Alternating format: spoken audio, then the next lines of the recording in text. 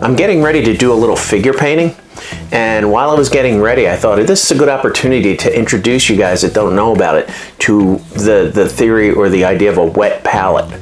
Now in the past when I've painted, I've always used either these little plastic paint pots, these little palettes, or palette paper, which is an emulsion type paper that paint doesn't soak into.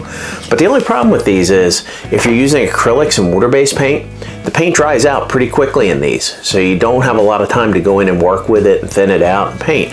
So recently some of the manufacturers have come up with some really nice wet palettes, and the one we're going to look at today is from AK Interactive. That's this guy right here, the wet palette. It's a really nice piece of equipment, nice tool. What it is an airtight container, as you can see. We'll take the lid off, and it has a seal inside, a rubber seal around the inside of it to keep it airtight. And it comes with a sponge to hold your water. You put the sponge in, you wet it, put it in there. And it also comes with paper. This is palette paper, or parchment paper.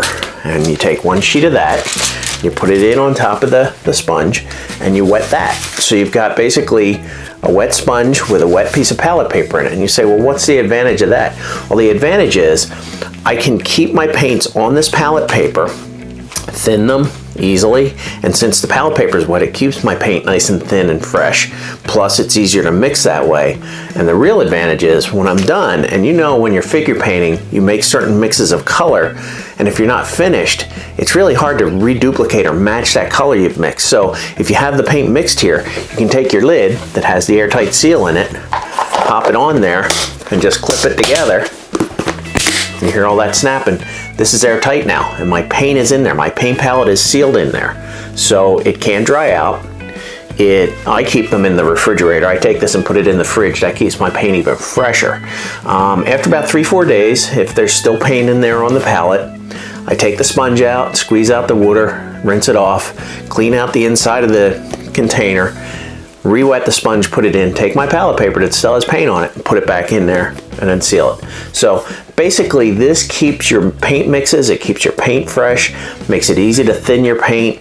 It's just a really, really great way to paint with acrylics and water-based paint. So let's take a look at the hands-on. I'll show you exactly how to put this together. So I've come out here to my sink, and I'm going to show you basically how easy it is to set up the wet palette. So we'll open the container. You see there's nothing in it yet. And I'll take one of these, the sponge that goes in the bottom. And what we'll do is we'll wet the sponge down, get it nice and wet.